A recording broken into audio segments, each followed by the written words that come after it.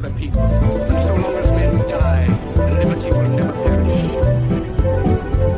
Soldiers, don't give yourselves to brutes. Men who disgrace you and slay you, fight for your lives, till you put the meal, to drill you, plant you, treat you like cattle, use you as cannon fodder.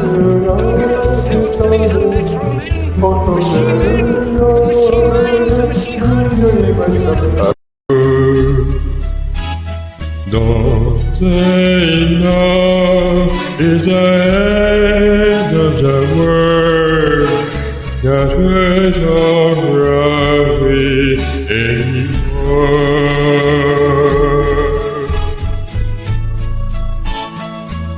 For peace, for la paix, 平和を世界に。金持ち、軍産複合体、NATO。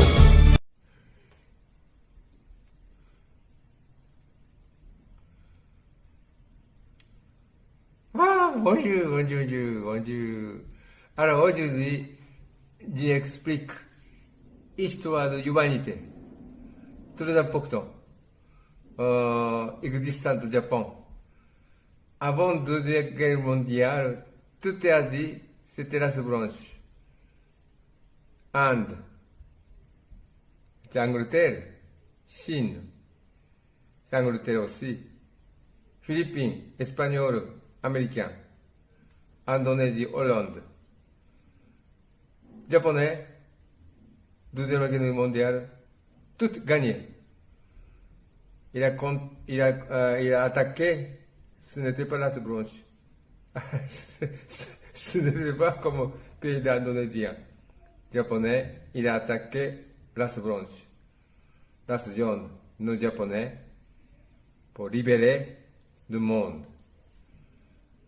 Après la Deuxième Guerre mondiale, au Japon, il a perdu contre bombe Nagasaki, Hiroshima. Ça, c'est le problème. Mais c'est l'histoire. Après, indirectement, Afrique, aussi indépendant. Tout Asie, c'est indépendant. Vous voyez? C'est comme ça. Par exemple, Brésilien qui parle pas brésilien. Brésilien qui parle portugais. Mexicain qui parle pas mexicain. Vous voyez? Mexicain qui parle espagnol. Vous voyez? Pearl Harbor, Japonais a attaqué. Mais c'est rien dans l'histoire. Et les États-Unis, il a attaqué Hawaï. C'était polynésien, n'est-ce pas? Maintenant, il y a le problème Afrique, Niger, les autres pays qui sont révolutionnaires. C'est-à-dire que ancienne colonie, maintenant indépendant, mais n'est pas vrai indépendant. Monnaie. Africain, CFR. Africain, France. Africain, France. C'est comme esclave. Monnaie. C'est normal. Comme immigration, problème immigration, tout ça, c'est normal aussi. Parce qu'ils sont d'abord attaqués, devenus esclaves africains. Et les États-Unis, regardez, il a tué beaucoup d'Indiens, Africains noirs, esclaves. Vous voyez? Ce n'est pas égal. Premier Japonais, Nations Unies. Il a dit non racisme. Vous voyez? Nations Unies. Premier. C'est ça l'histoire de Japon, histoire de l'humanité. Tu vois? Le monde devenu mauvais, très très mauvais. Il y a des problèmes. Je veux bien. Empereur du Japon, rétablit la monarchie absolue aux dépens de la féodalité. C'est le début d'une nouvelle ère qui favorise la modernisation du pays. Le Japon rompt avec sa politique d'isolation et va tenter de s'imposer sur l'échiquier asiatique, contrôlé alors principalement par des puissances européennes.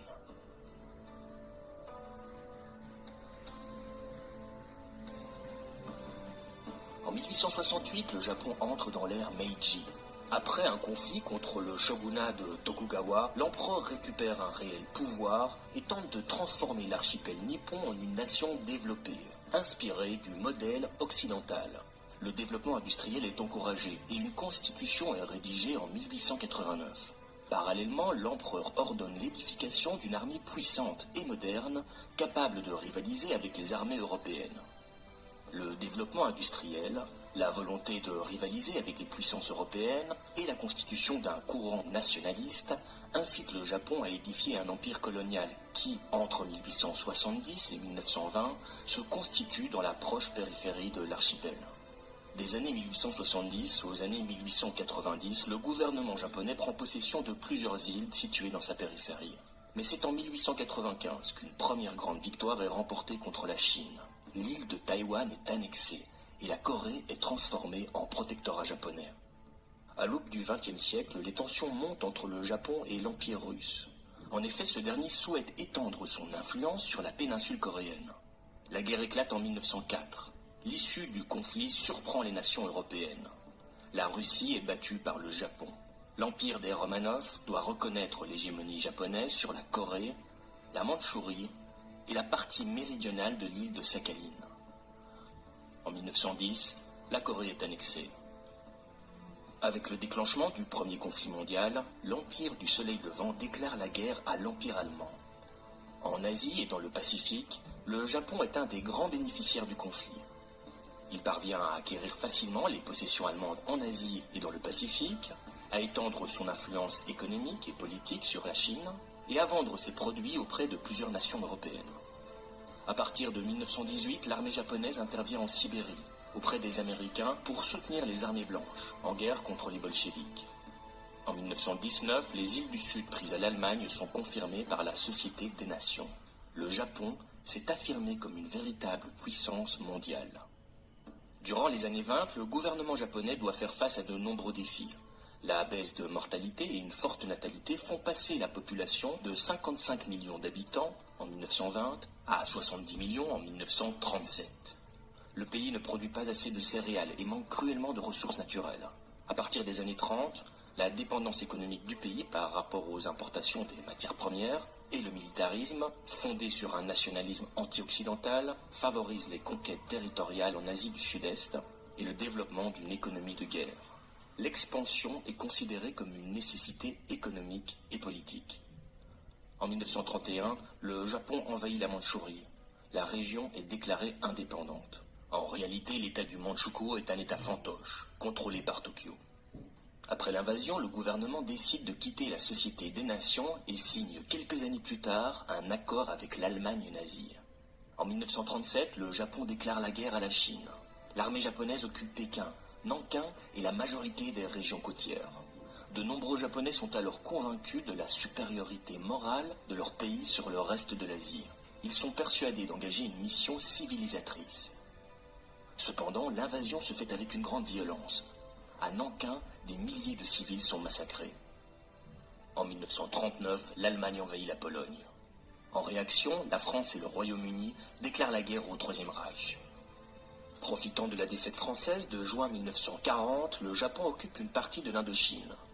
Après quelques affrontements, le gouvernement de Hanoï, fidèle à Vichy, adopte une politique de collaboration. Après les progrès de l'armée japonaise en Asie du Sud-Est, les États-Unis imposent au Japon un embargo. En 1940, le Japon conclut une alliance avec l'Allemagne nazie et le Royaume d'Italie. Cette alliance donne naissance à l'axe Rome-Berlin-Tokyo. Enfin, le 7 décembre 1941, une attaque simultanée est lancée contre les États-Unis, l'Empire britannique et les Indes néerlandaises.